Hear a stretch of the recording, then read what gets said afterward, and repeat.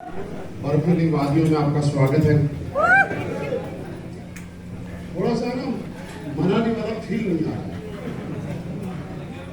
पिछली बार same stage था, यही अप्रैल मई में था, इस बार एक महीने लेट है, लेकिन उस टाइम मनाली वाला फील ज्यादा आ रहा था। हम लोग जब आए थे तो इतनी ज्यादा सर्दी थी कि ऐसे कांप रहे थे सारे। इस बार मैं देख रहा हूँ कि बारिश नहीं हो रही है तो थोड़ा मनाली वाला फील कम आ रहा है ना। ये मौसम की गर्मी है या आपकी गर्मी है? कुमार सर, ये मौसम गर्म है या हमारे फाइटर गर्म है? ये गर्मी आपकी है या मौसम की है? अगर आपकी गर्मी रहेगी तो कहीं की भी सर्दी भगा दी जाएगी। तो सबसे पहले आपने सारे लीडर से सुना, सब लीडर ने कुछ न कुछ आपको ऐसी बातें बताई जिनको सुन के आपको मोटिवेशन आया कि हाँ मैं जीवन में आगे बढ़ सकता हूँ। ऐसा कुछ प्रेरणा मिली आपको? आपका कहीं का मन किया होगा अबू धाबी का टारगेट क्वालिफाई करने का, किया होगा? आपका कहीं का मन किया होगा कि पिछले 3 दिन से हम आनंद ले रहे हैं और कल वो दिन आ गया आपकी जिंदगी में जिसका आपको बड़ी बेसब्री से इंतजार है, क्योंकि आपको वापस घर जाना है। तो मुझे मालूम है घर से बाहर आपका बिल्कुल भी मन नहीं लगता है। जब भी आप घर से बाहर जाते हो तो आपका घर की याद आने से लग जाती है ना। अच्छा, कितने लोग यस, कितना ही छुपा लो सच बाहर आ ही जाता है। घर की याद आनी चाहिए, जरूरी है, लेकिन जब घर की याद आए और घर पे जाओ तो लगना चाहिए कि कुछ करके आए हैं। 3 दिन में आपको मजा आया कि नहीं आया ये बताओ? बर्फ देखी कि नहीं देखी? क्या खेले? आपके जो साथी लोग थे जिन्होंने टारगेट क्वालिफाई नहीं किया, उनको चिढ़ाया करो और उनको बोला करो काश तुमने भी कर लिया होता तो तुम भी मेरे साथ मजे ले रहा होता। चिढ़ा रहे हो ना? बर्फ का स्टेटस पक्का लगाओ, फेसबुक पे बर्फ को पक्का डालो, इंस्टा पे पक्का डालो। और सच बताऊं, आज तक एक झूठी बात है कि मिर्ची से जलन लगती है, आपकी बर्फ से भी जलन लगती है। लगता है कि जो बर्फ से जल रहा है उसको जलाओ और उसको एहसास दिलाओ कि अगर थोड़ी सी मेहनत कर ली होती तो तूने टारगेट जीत लिया होता तो तू भी हमारे साथ मजे ले रहा होता। तो आप लोग तो खुश हैं? जब जिस चीज से आदमी खुश हो जाता है, कई बार किसी आदमी को दूध पीने में मजा आता है तो उसका बार बार पीने का मन करता है कि नहीं? अच्छा, जिसको केला खाना अच्छा लगता है वो क्या करता है? बोलो बोलो। जिसको चाय पीने में मजा आता है वो, जिसको जूस पीने में मजा आता है वो, जिसको एक बार जीतने में मजा आ गया वो, बोलने के लिए या सच में? मैं चाहूंगा कि आप हर बार जीत के आए। बहुत सारे लोग मनाली के अंदर आपने देखा होगा पूरा जाम हो रहा है और बाहर के लोग बहुत सारे, लेकिन जितने भी बाहर लोग घूम रहे हैं वो सारे के सारे लोग पैसे खर्च करके आए हैं और हम लोग जीत के आए। फ्री में हम भी नहीं हैं, फ्री में हम भी नहीं हैं, पैसे हमारे किसी और ने खर्च किए हैं।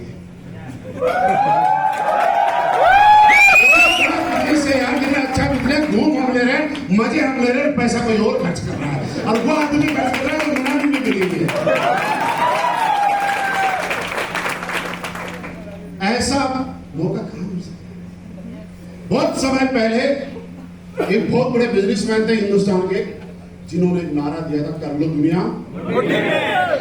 उनसे हुआ कि नहीं हुआ मुझे नहीं मालूम, लेकिन हमारी कंपनी ने और हमारे एमडी साहब ने एक नारा दिया, कर लो मौसम अपनी मुट्ठी में। ये नारा सच साची बहुत हो गया कि अभी जून के अंदर लोग जब टी शर्ट में घूमते हैं तो हम लोग जैकेट पहन के घूमते हैं। मौसम हमारी कंट्रोल में आ गया ना। जब दिसंबर और जनवरी के अंदर लोग जैकेट पहन के घूमते हैं तो हमारे एमडी साहब हमें टारगेट क्रूज और गोवा का दे देते रहो, वहां पे हम कॉलर ऊपर करके टी शर्ट पहन। यानी धीरू भाई अंबानी जी ने दुनिया मुट्ठी में की या नहीं की, लेकिन हमारे एमडी साहब ने रस्टिकस वेलनेस ने मौसम अपनी मुट्ठी में कर दिया कि जैसा मौसम चाहिए आप एक बार बताओ तो सही, वैसा ही मौसम आपको ला दिया जाएगा। दोस्त, आज हम खुशनसीब हैं कि इतने सारे लोगों को आपको सुनने का मौका मिला और आज यहाँ के बाद हम लोगों ने एक प्रेरणा ली कि हर बार टारगेट जीतेंगे। क्या जीतने के लिए तैयार हो? लेकिन देखो, पैसे खर्च करके अगर आप यहाँ पे आ रहे हो कोई बड़ी बात नहीं। बड़ी बात यह है कि आप बिना पैसे खर्च किए और एक टैग लगा के आओ कि मैं जीत के आया हूं और आपने कंपनी को ये मैसेज दिया आज कि जब एसलीपीएस वेलनेस टारगेट जीत देने की हिम्मत रखती है तो ये सारे फाइटर्स भी टारगेट जीतने की हिम्मत रखते हैं। आज आपने फिर एक मैसेज दिया कि सर आप जब तक टारगेट देते रहोगे तब तक हम लोग टारगेट जीतते रहेंगे, चाहे कहां का भी दे दो हम वहीं का जीत के दिखाएंगे। सही बात है। मैं नहीं कहूंगा कि अगली बार टारगेट कहां का मिला, आपको सबको पता है कहां का मिला है। मैं ये नहीं बोलूंगा, मैं गोवा के लिए पूछूंगा तो आप सारे लोग हाथ नहीं उठाएंगे, पता है सर। मैं जैसे ही अबू धाबी का नाम लूंगा आप सारे लोग हाथ उठाएंगे। अभी पूछ लो कितने लोग गोवा जीतेंगे? कितने लोग अबू धाबी जीत रहे हैं? बैठ के नहीं, खड़े होके। यार मैं क्या कर रहा हूं सर, मैं कह रहा हूं मैंने पूछा कि अबू धाबी कितने लोग जीतेंगे तो लोगों ने बैठ के हाथ नहीं उठाया, खड़े होकर हाथ उठाया। सब झूठ बोल रहे। ये मालूम आप लोग जीतेंगे। एक चीज भी पूछा जवाब देना ईमानदारी से। कितने लोग हैं जिनका पासपोर्ट बन चुका है? जिनका पासपोर्ट नहीं बना वो अबू धाबी कैसे जाएंगे बताओ? इसके लिए सबसे पहले एक काम करना पड़ेगा आपको। यहां से जाते ही सबसे पहले अपना पासपोर्ट अप्लाई कर देना, क्योंकि जैसे ही आप पासपोर्ट अप्लाई करते हैं आप मेंटली प्रिपेयर हो जाते हैं कि मैंने पासपोर्ट अबू धाबी के लिए अप्लाई किया है, अब चाहे कुछ भी हो जाए मुझे जीत के दिखाना होगा। लेकिन जिस आदमी ने पासपोर्ट अप्लाई नहीं करेगा 3 महीने में, क्या लगता है वो कभी अबू धाबी जीत पाएगा? देखो सीधी सी बात समझ लो, बिना पासपोर्ट के आप अबू धाबी नहीं जा सकते। लेकिन जिसने अप्लाई नहीं किया वो चला जाएगा क्या? कंपनी ने फिर आपको मौका दिया कि हम 6 लेवल पूरे करने के बाद, टोपाज करने के बाद थाईलैंड जाने का मौका जाता है, विदेश जाने का मौका मिलता है। 8 रैंक पार करने के बाद, सफाई करने के बाद हम सबको दुबई घूमने का मौका मिलता है। लेकिन हमारे एमडी साहब ने इस बार बोला हमारे सारे फाइटर्स को कि टेंशन मत लो, 1-2 साल इंतजार करने की जरूरत नहीं है, 8वां लेवल पूरा करने की जरूरत नहीं है, सफाई करने की जरूरत नहीं है, बस एक बार दम दिखाओ और 3 महीने के बाद कंपनी के एनिवर्सरी में आ जाओ। तैयार हो? कंपनी के एनिवर्सरी में क्यों आना है बाबू? एसलीपीएस वेलनेस की एनिवर्सरी में शामिल होना लोगों का एक ड्रीम है और ये हम सब का ड्रीम नहीं है, ये दूसरी कंपनी वालों का ड्रीम है। लेकिन मजबूरी है वो हमारी कंपनी के एनिवर्सरी में शामिल नहीं हो सकते। बहुत सारे लोग, जब पिछली बार हम लोग थाईलैंड में एनिवर्सरी मनाई, हमें फोन और मैसेज कर रहे हैं, यहाँ पे कुछ लीडर्स हैं, आप लोगों ने भी फोन मैसेज किए होंगे, सर आप लोगों ने तो जलवा कर दिया। मैंने कहा किया कब नहीं था, हम तो शुरू से जलवे करते हैं, हम तो एसलीपीएस वेलनेस में पहला ही से जलवे करने वाले हैं और आगे भी जलवे करते रहेंगे। लेकिन बोला सर आपने तो जलवा कर दिया, मजा आ गया। जो कंपनियां 20-30 साल में नहीं कर पाई, एसलीपीएस वेलनेस ने 9 साल में उतना बड़ा काम करके दिखा दिया। और हमने बोला ये तो दिखा दिया, आगे आगे देखते जाओ क्या क्या होता है। जो कंपनियां 25 साल में नहीं कर पाई उससे भी बड़ा एसलीपीएस वेलनेस वाले करके दिखाएंगे। लोगों ने सोचा नहीं था कि लगातार 2 एनिवर्सरी विदेश में मनाएंगे, पहली थाईलैंड में मनाई और इस बार अबू धाबी के अंदर मना रहे हैं। ये अपने आप में कितनी बड़ी बात है दोस्तों। कंपनी ने हमारे को विजन बना दिया कि आप हमारे साथ चलो, हम अपने आप में अपडेट कर रहे हैं, आगे बढ़ रहे हैं और हम वो मुकाम हासिल कर रहे हैं कि पूरे हिंदुस्तान डायरेक्ट सेलिंग में एसलीपीएस वेलनेस का नाम लिया जाएगा। मैं आपको एक ही चीज बताना चाहता हूं कि आप सारे लोग भी एक चीज मैसेज लेके जाओ कि अपने टीम के अंदर ऐसा मुकाम हासिल करो कि आपकी टीम अगर कहीं जाए तो जाके ये बोले कि दोस्त इस दुनिया में कुछ भी हो लेकिन मेरे अपलाइन से ज्यादा दमदार अपलाइन एसलीपीएस नेटवर्क मार्केटिंग में नहीं है। ये आपको साबित करना पड़ेगा। करने के तैयार हैं? आप आप सारे के सारे लोग कम से कम यहाँ पे गोल्ड एंड अबव रेंज से, कोई भी आदमी यहाँ पे गोल्ड से नीचे रेंज का नहीं है। अगर गोल्ड से नीचा रेंज है तो इसका मतलब आपका टारगेट क्वालिफाई कैसे होगा? यस, गोल्ड से ऊपर है ना, आपके डाउन में कुछ ना कुछ टीम है और आप जीत के आए।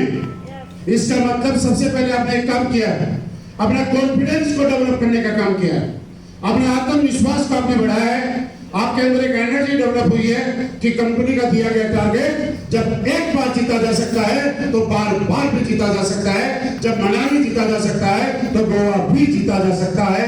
जब एक बार अगर जीतने में ताकत जोड़ नहीं आया तो बाकी आगे ताकत क्यों लगेगी यार? क्या किया होगा आपने? कोई ज्यादा बोझ नहीं उठाया, ज्यादा कोई ऐसा काम नहीं किया कि आपका पसीना निकल गया। एक ही काम किया कि आपने हर दिन प्लान दिया, एक ही काम किया कि लोगों ने रिजेक्ट किया, उसके बाद भी आप अगले के पास गए। एक ही काम किया कि लोगों ने साथ नहीं दिया, एसपी नहीं दिया, फिर भी आप थके नहीं, नेगेटिव नहीं हुई। यही तो काम किया। आप अगर ये काम अगली बार टारगेट जीतना, एक चीज बता दूं आपको, काम आपकी पसंद नहीं है, आपकी मजबूरी है। मजबूरी क्यों है ना बताता हूं। अगर अगली बार आप टारगेट नहीं जीते तो आपकी टीम बोलेगी कि पिछली बार तो हमारी वजह से जीत गया, अगर दम था तो हर बार जीत के दिखाता। आपकी टीम में अगर ऐसा लिख रहा है जिसने आपके साथ काम किया 1-2 महीने और उसके बाद काम करना बंद किया और आप टारगेट अगली बार नहीं जीते तो जिंदगी भर उसके ताने सुनने पड़ेंगे कि पिछली बार तो इसकी टीम में मैं था, मैंने एसपी डाले, तब भाई साहब का टारगेट हो गया, अगर दम था तो इस बार करके दिखाता। मुझे लगता है ये कलंक आप अपने माथे पर नहीं लगने दोगे, नहीं लगने दोगे ना। आपके अपलाइन भी आपको बोलेंगे कि पिछली बार तो दिन रात रख के मैंने करवा दिया, जब इसको कुछ नहीं आता था मैंने इसके साथ प्लान दे के करवा दिया, अगर इसके अंदर खुद में दम होता तो इस बार अपने दम पे करके दिखाता। समझ गए?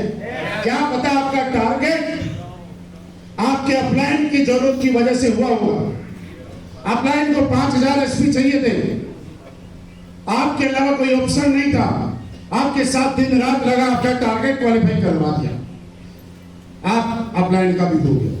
लेकिन ये तो नहीं है कि आप हर बार अपलाइन की मजबूरी हो, ये तो नहीं है ना।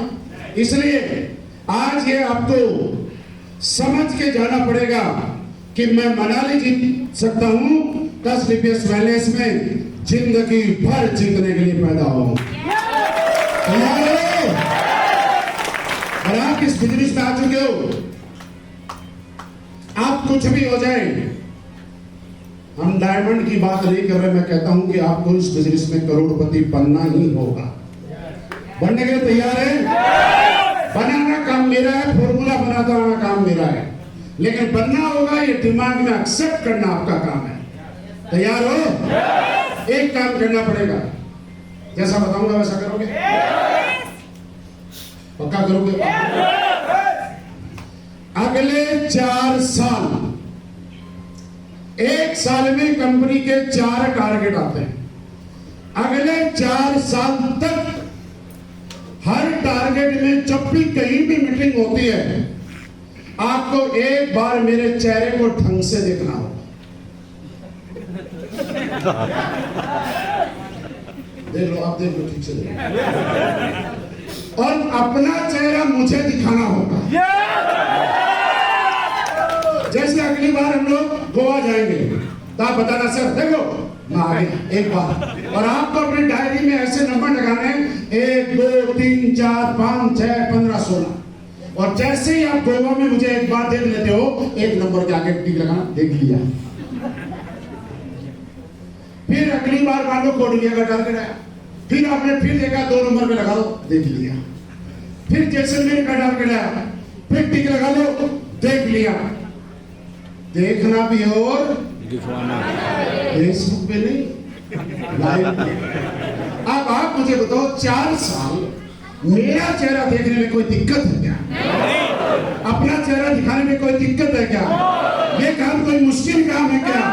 बस इतना सा कर लो, आप करोड़पति बन जाओगे। लेकिन इस बार वाला काउंट नहीं होता। ये वाला आप जाके मत कहना सर आज देख लिया मैं एक बार, ये अगले 3 महीने बाद प्रोसेस शुरू। इतना सा काम, छोटे छोटे काम करके हम लोग आगे बढ़ सकते। इस काम में हम लोग शुरुआत तो करते थे, लेकिन हम लोग एक वास्तविकता आपको बताऊं, रियलिटी बात बताऊं, कितने लोग अबू धाबी आ रहे हैं? सबने हाथ खड़े किए, सब एक ने भी पूछा नहीं। पिछली बार भी हमने पूछा था ना, ऐसी हाथ, और आप तो बैठ के उठा रहे हो पिछली बार वाले तो, आप तो एक उठा रहे हो पिछली बार वाले तो पैर और हाथ दोनों, फिर भी प्रधानी कहां चले गए? आखिर ऐसा क्यों होता है कि एक बार टारगेट जीतने के बाद आदमी नजर नहीं आता? सवाल है, और इसकी बहुत बड़ी वजह है, हम लोग इस बिजनेस को या तो नौकरी की तरह करो या बिजनेसमैन की तरह। अब समस्या ये है कि हम लोग इस बिजनेस को नौकरी की तरह करना नहीं चाहते, क्योंकि नौकरी में आदेश मानना पड़ता है, नौकरी में नियम कायदे कानून होते हैं, और हम लोग अकड़ के बैठ जाते हैं, भैया हम तो IPO हैं, हमारा कोई मालिक नहीं, हम किसी की बात क्यों सुने। कभी अगर अपलाइन ने एक बात बोल दी तो अकड़ जाते हैं, मैंने मेरे बाप की नहीं सुनी, अपलाइन की क्यों सुनी? भैया बाप की नहीं सुनी तो कौन सा मोदी की चेयर पे बैठ गए? हमारी सुन लो, क्या पता कराउन में बदल भी सकते मेरे वाले से अभी मेरे बात भी सकता है। अब समस्या क्या है, नौकरी की तरह करना नहीं चाहते, और वास्तविकता यह है कि बिजनेसमैन हम हैं ही नहीं। सोच के बताओ, अगर हिंदुस्तान में डायरेक्ट सेलिंग नहीं होती तो हम लोग कौन सा बिजनेस कर रहे होते? मैं क्या कर रहा होता बताओ? 15-16 साल नौकरी करता, मैंने 8 साल की है, 15 पूरी करके आया, आते हुए एक बंदूक का लाइसेंस बनवा के लाता, 12 बोल,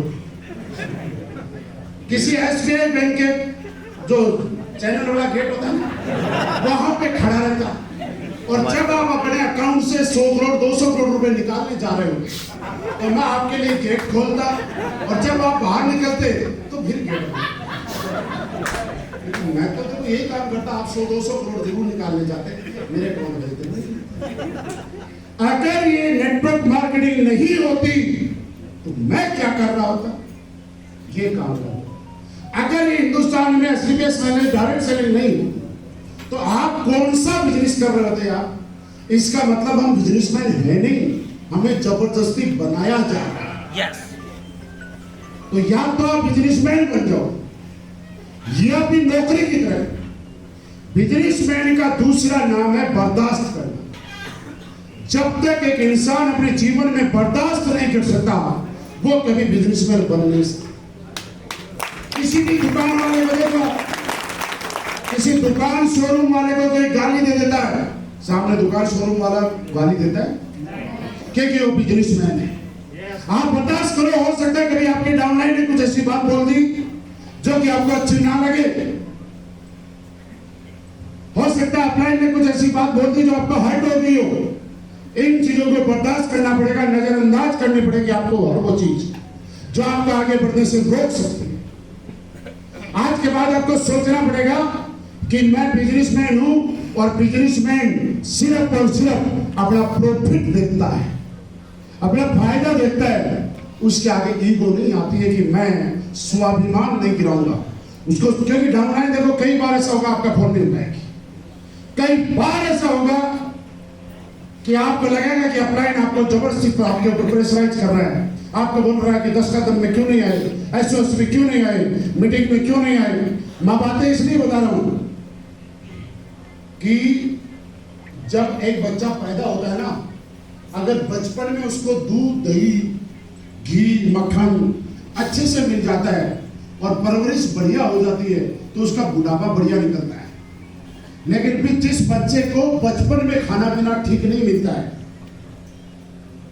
बुढ़ापे में 45 साल के बाद उसके घुटनों में कटकट की आवाज आती है, क्योंकि बचपन में वो कुपोषण का शिकार हुआ है। समझ गए?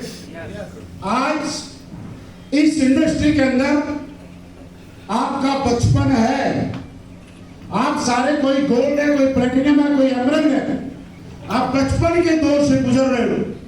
मैं ये इसलिए बताना चाहता हूं कि आज अगर आपको ये नहीं बताया गया और आज आपने इन चीजों पे ध्यान नहीं दिया तो कल को हो सकता है कोई गलती आप कर, ऐसा हो सकता है कि आपको लगे कि यार ये काम मुश्किल है और आप लोग पीछे हैं। लेकिन सोच के देखिएगा, आपके जीवन में यहां से जाने के बाद अगर कभी भी हताशा आए, निराशा आए, अगर आपको कभी बैठ जाने का मन करे, आपका काम करने का मन ना करे, कभी आपके अंदर नेगेटिविटी आए, तो सोचना प्लेटफॉर्म वही था, मंजिल वही थी, रास्ता वही था। ये विचार कभी ना कभी मेरे अपलाइन के दिमाग में भी तो आए होंगे। अगर मेरे अपलाइन के दिमाग में विचार आए होंगे और मेरा अपलाइन उस टाइम बैक हो जाता तो आज crown ambassador, diamond, blue diamond, black diamond या किसी भी रैंक पे नहीं होता। लेकिन पॉजिटिव रहा, बैक नहीं हुआ। इसलिए आप सोच के देखना आज उसकी लाइफ क्या है और आज उसका रैंक क्या है। आज जहां पे लोग उनको कोई सुनता नहीं था, आज उनके साथ सेल्फी लेने के लिए लोग तड़प रहे होते हैं। ये सिर्फ सोच के देखना, एक दिन में नहीं हुआ। 4 साल तक आपको रुकने का प्रण लेना होगा। क्या तैयार हो? yes! दूसरी एक चीज और बताओ, बर्दाश्त करने के साथ साथ कभी भी अपने दिमाग पे उन चीजों को हावी मत होने देना जो आपके बस में ही नहीं है, जो चीजें आपके कंट्रोल में नहीं है, जो चीजें आपके हाथ में नहीं है, उन चीजों को अपने दिमाग पे कभी हावी मत होने देना। गहराई से समझो, आप चंडीगढ़ से आए, मनाली पहुंचने में 6 घंटे लगे। किसी की बस में कोई दिक्कत आ गई, जाम लग गया, आपको 6 की जगह 10 घंटे लग गए। और आदमी देखो कैसे टेंशन में आ जाता है ना, कभी बस वाले को गाली देता है, कभी इवेंट वाले को गाली देता है, कभी अपलाइन को फोन करता है। आपके हाथ में है क्या? कल आप मुझे पता चला कि जो रोहतांग गए थे, रोहतांग आना जाना सारा काम 5 से 6 घंटे का है, लेकिन आप में से कई लोग ऐसे थे जिनको 10 घंटे का टाइम लगा है, क्योंकि कल जाम लगा हुआ था। अब आप टेंशन में क्यों हो यार? इस बारे में सोच क्यों रहे हो? क्या आपके पास कोई ऐसी पावर है कि आप जाम खुलवा सकते हो? तो जाम जब नहीं खुलवा सकते तो आनंद लीजिए सफर का, मजा लीजिए सफर का। मैं कई बार मैं कई बार फ्लाइट में जाता हूँ और फ्लाइट कई बार, मेरी फ्लाइट कई बार, आपने कई बार फ्लाइट में बैठे होंगे ना, आप लोग कई बार दिल्ली आए होंगे तो एक चीज किया होगा, दिल्ली में शाम के टाइम पे अगर आपकी फ्लाइट की लैंडिंग हो रही होगी तो कई बार ट्रैफिक इतना ज्यादा होता है कि आपको 1 घंटे तक ऊपर ही ऊपर घुमाया जाता है। ऐसा कभी हुआ आप लोग? किसी कई लोग बड़े टेंशन में आ जाते हैं, यार क्या होगा, फिर ऐसे झुक के देखते हैं मैं पता क्या सोचता हूँ, मैं सोचता हूँ दिल्ली से मुंबई था 2 घंटे का सफर, 10,000 रुपए का टिकट, 1 घंटे अंदर फ्लाइट में बैठने का खर्चा कितना? 5,000 और मुझे 10,000 में उसने 3 घंटे उठाए। मेरे को सीधा 5,000 का फायदा। तो भाई मैं क्राउन एम्बेसडर इसलिए बना कि मैं तो ये फायदा जोड़ता। मेरे आसपास वाले बड़ी टेंशन में होते, कई बार एयर होस्टेस से बदतमीजी करते हैं, कई बार पायलट को बोलते हैं, कई बार स्टाफ को बोलते हैं, उड़ क्यों नहीं रहा? भाई जब उड़ना है तो उड़ जाएगा, हमसे ज्यादा टेंशन उसको है। हमें बढ़िया एसी चल रही है, बढ़िया बैठे हैं, कोई टेंशन। मैंने आज तक जो चीज मेरे हाथ में नहीं थी उसके बारे में कभी टेंशन नहीं ली, कभी दिमाग में हावी नहीं। इंसान का बैक होने का, नेगेटिव होने का सबसे बड़ी वजह एक ही है, जो हाथ में नहीं है उसको ठीक करना चाहता है। कभी अपलाइन आपको डांट देता है, क्या अपलाइन को कंट्रोल में करना आपके हाथ में है क्या? क्यों ठीक कर रहे हो? क्या पता बीवी का झगड़ा आप पे निकाल रहा हो। कभी कभी डाउनलाइन बात नहीं मानना पड़ा, टेंशन में आ गया, सब भगा उसको यहाँ से। क्या पता घर में कोई पंगा हो रखा हो, वो टेंशन में है और टेंशन पे टेंशन दे रहे हो। इसलिए जो हाथ में नहीं है उसके बारे में कभी नहीं सोचना। आज के बाद ये सोच लो कि मुझे हर बार टारगेट जीतना है और जीतने की आदत डालनी है। आदत डालने में तैयार? कितनी बार? 16 बार। बाकी आप जीतो या ना जीतो कोई दिक्कत नहीं, कंपनी की जब भी कोडलिया पे मीटिंग हो, गोवा में मीटिंग हो, कहीं भी हो, मेरी शक्ल देखना और इतनी तो अच्छी है कि देखने लायक है। टेंशन मत लो, प्रेरित रहा करो तब मौका मिलेगा कि मैं अपना इनकी शक्ल देखूं। और ये भी बताना सर, पिछली बार आपने बोला था मैंने देख लिया, एक बार हो गया, कर सकते हो? हम लोग आपका आबू धाबी में इंतजार करेंगे। और मैं फिर सर लोगों ने बहुत बढ़िया बातें बताई, लेकिन मैं पता क्या बता रहा हूं, बताऊं? देखो आपकी टीम से कितने लोग क्वालिफाई करेंगे वो आप जानो, आपका काम है, सबका ठेका मैंने नहीं लेना। मेरी टीम कौन सी है पता है? यहां से लेकर यहां तक जितने लोग खड़े होते हैं ये मेरी टीम में आते हैं। आपकी टीम का ठेका आपने। मेरी टीम वो है जिनको मैं देख रहा हूं, ये जो बैठे हैं सारे मेरी टीम के लोग हैं। मैं ये चाहता हूं कि मेरी टीम के लोग जीत के आए। अगर आपका मन करे कि आपके डाउनलाइन से अपनी टीम को जितवाना है तो वो आपका काम, नहीं जितवाना है तो भी कोई दिक्कत नहीं, लेकिन मेरी टीम की जीत में कोई कमी नहीं आनी चाहिए, ये मैं चाहता हूं। इसके लिए मेरे को अगर फॉलो करने के लिए बुलाना है, बताओ कौन से शहर में आना, मैं आपको किसी को प्लान देने के लिए बुलाना है, बुला लो, मैं फॉलो करूंगा। समझ गए? जिसको भी जरूरत हो मेरे प्लान की, मेरे फॉलो की, मुझे बुला लेना, मैं खुशी खुशी आपके शहर में आऊंगा। वेलनेस की कार बुक के अंदर सबसे पहले वाले पेज पे लग और दिखा देना ये हमारे क्लाइंट हैं।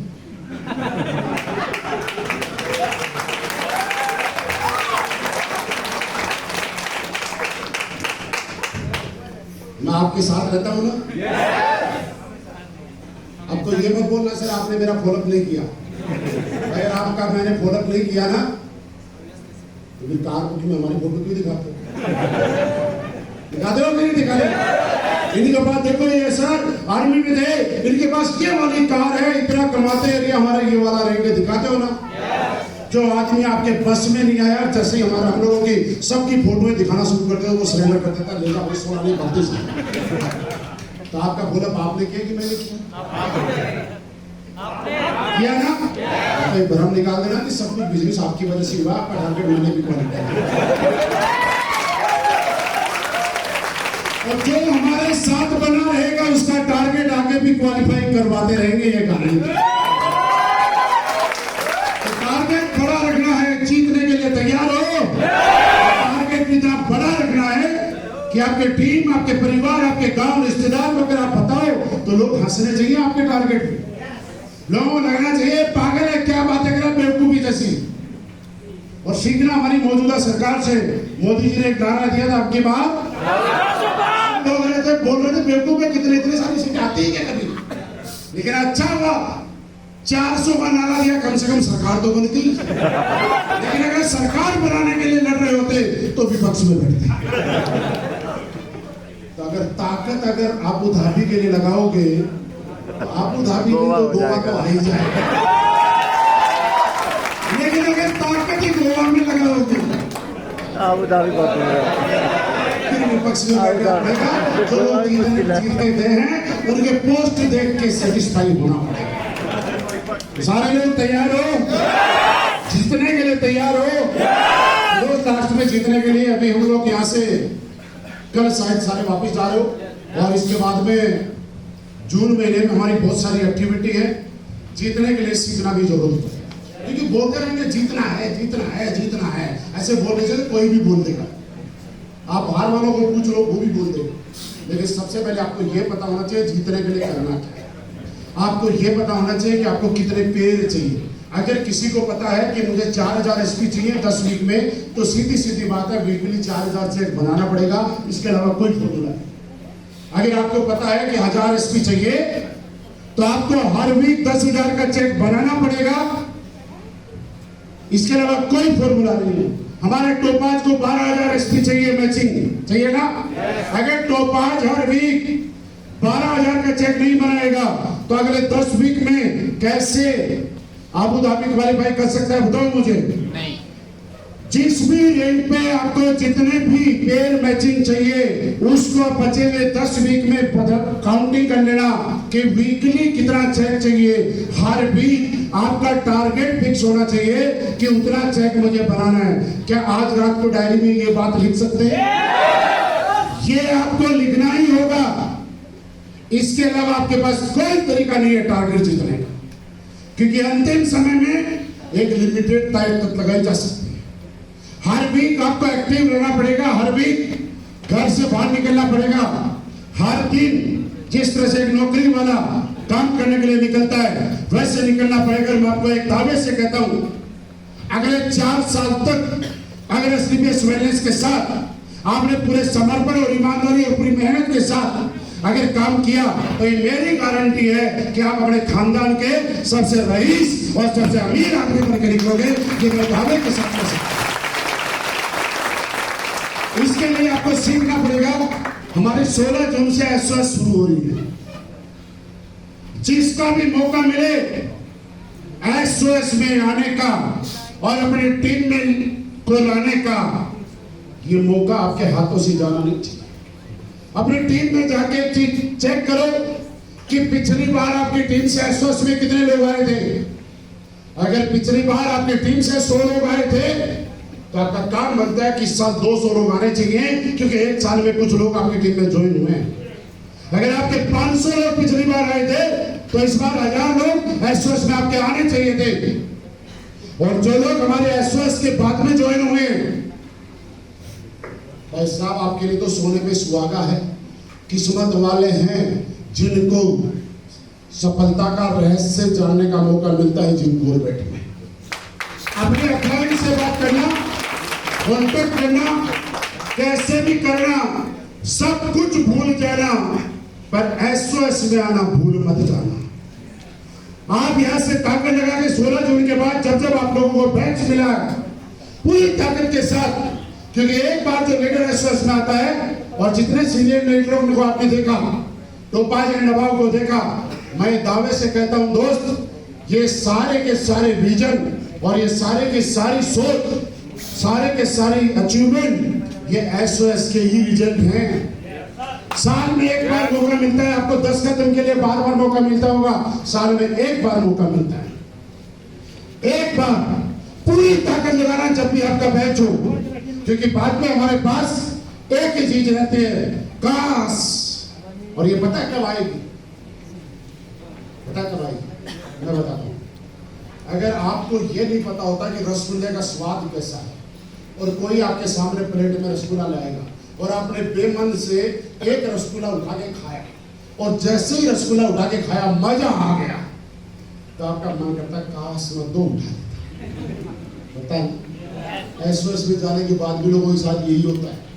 पहले सोच रहे हैं अनमने ढंग से अपना ने बोल दिया इसलिए चलता हूँ, लेकिन जब 4 दिन वहां पे मजा आता है पता चलता है कि अब तो प्राण मिर्च बनना पक्का, तब उसको लगता है यार काश मैं 2 लोगों को अपनी टीम के साथ ले आता तो मजा आ जाए। मैं चाहता हूं कि आपके जीवन में ये पश्चाताप नहीं रहना चाहिए, इसलिए यहां से जाने के बाद पूरी ताकत एसओएस में हमें झोंकनी है। अगले 2-3 महीने हम एसओएस करेंगे और उसके बाद मैं आपके साथ गोवा में भी मिलूंगा और मैं आपके साथ आबू धाबी में भी मिलूंगा, जहां पे हम कंपनी की 10वीं एनिवर्सरी को सेलिब्रेट कर रहे होंगे। पूरे हिंदुस्तान के लोग वहां पे देख रहे होंगे। तो दोस्तों, आप सब लोगों ने पूरी ताकत लगा के मनाली टारगेट क्वालिफाई किया, इसके लिए आपको बधाई। और मुझे मालूम है अगला टारगेट भी आप क्वालिफाई करोगे और 16 बार का आज हमने फॉर्मूला बनाया है, उसको क्वालिफाई पक्का आपको करना है। मेरी तरफ से एडवांस में आपको कामयाब होने के लिए, करोड़पति बनने के लिए, सक्सेसफुल इंसान बनने के लिए बहुत बहुत शुभकामनाएं। आप ऐसे ही आगे बढ़ते रहो, आप एक कदम बढ़ाओ, हमारे 100 कदम आपके आगे बढ़ाने के अंदर पीछे साथ रहिए। Thank you.